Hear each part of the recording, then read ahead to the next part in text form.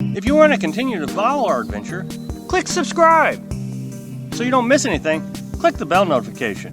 Well, the other day I made a video where we talked about James, who did the 30-day challenge, and was telling me some of the complications he was running into. And the thing that really got me to notice that James had really done the 30-day challenge was he talked about the Mr. Heater Portable Buddy, or I assume that's what he had. But with the Mr. Heater Portable Buddy, you have to turn it on when you want to warm up, shut it off when you want to cool down, because there is no thermostat. You are the thermostat. So I really appreciate James's comment, and as a result, it seems to me a lot of people are wanting to do the 30-day challenge. A lot of people said they're going to try it. As always, it brings out these guys that I've been doing it for 40 years. They come out in droves, and they want to tell everybody how awesome they are. The problem with these guys is it's pretty obvious that they haven't done it. Like I was saying with James, it was quite clear. What he had said matched reality. I mean, I had a Mr. Heatable Portable Buddy last year in our pop-up camper. In a pop-up camper. Now, it was always, it's a tent. So there's breezes coming in all the time. And the thing, it would roast you out. It just roasts you out on low, on the temperature. There's two settings, low and high and off. But these guys come out and they want to tell everybody how great it is. And the problem with these guys that come out and talk about, I've been doing it for 40 years, you can find problems with their statements all the time. I mean, it's just like that. What they're saying doesn't match reality. And the problem with this is people will buy into it. They have no other reason not to believe what they're saying.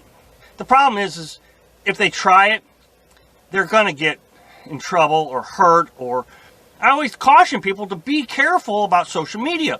But when I say that, there's really nothing for them to understand what's wrong and what's right. So anytime I get a chance to point out a wrong, I want to point it out.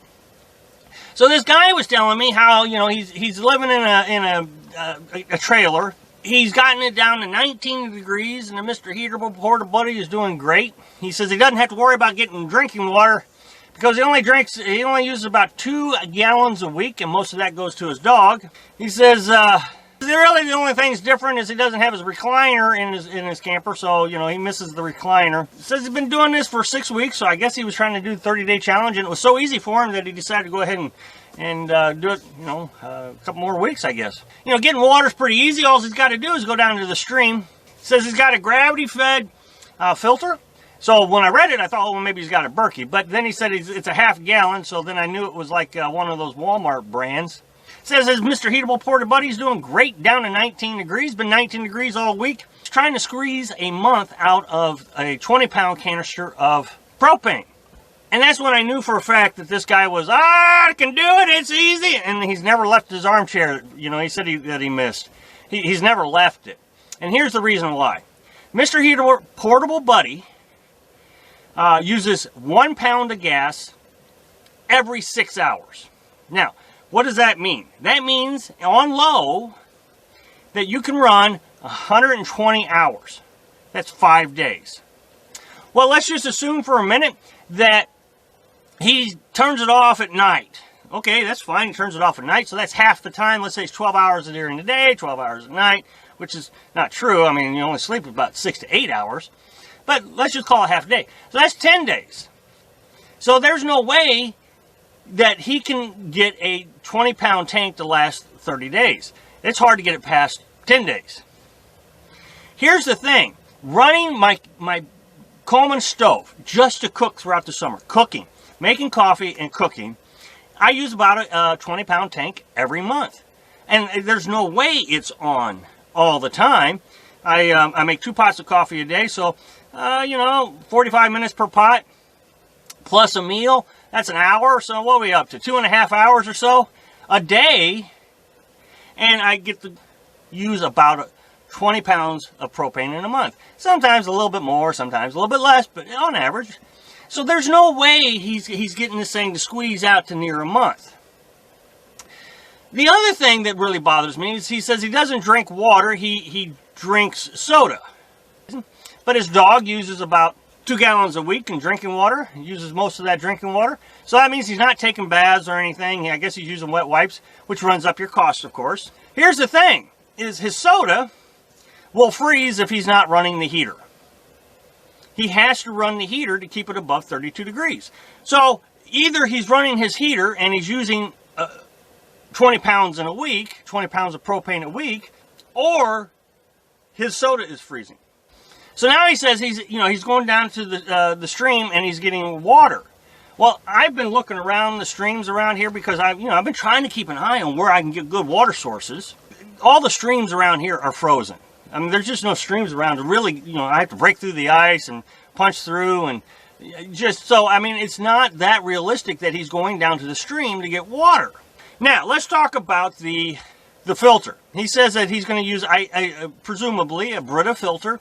I use one of the highest quality filters you can use. They advertise that you can use stream water with it. It's called the Berkey, and there's lots of filters like it. Well, several. Life Straw you may have heard of. There's just different ones that you can. Hikers use Life Straws all the time. Now, the Berkey can filter out all kinds of stuff. I mean, the list is like this long. It's huge. I mean, they're just chemicals and lead and just on and on and on and on. I just recently learned that the CDC came out and said that even the Berkey, it can't filter out viruses. It can filter out bacteria, very harmful bacteria. It's got a list of all the bacteria it filters out. But viruses, it can't. And I'm thinking, well, what kind of viruses are there? And what they said was hepatitis A and meningitis. Well, if somebody goes to the bathroom near a stream and their waste goes into the water, and if they had those viruses, then that can be transferred to you. So even the Berkey has limitations. So they're suggesting that you either boil the water before you filter it, or put chlorine in it, or iodine. That's what I'm going to do. I'm just put chlorine in it if I have to get it from a stream anymore.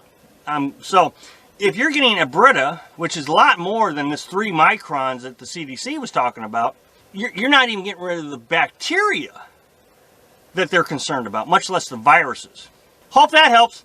Thanks for watching. Click like if you liked the video, and happy travels.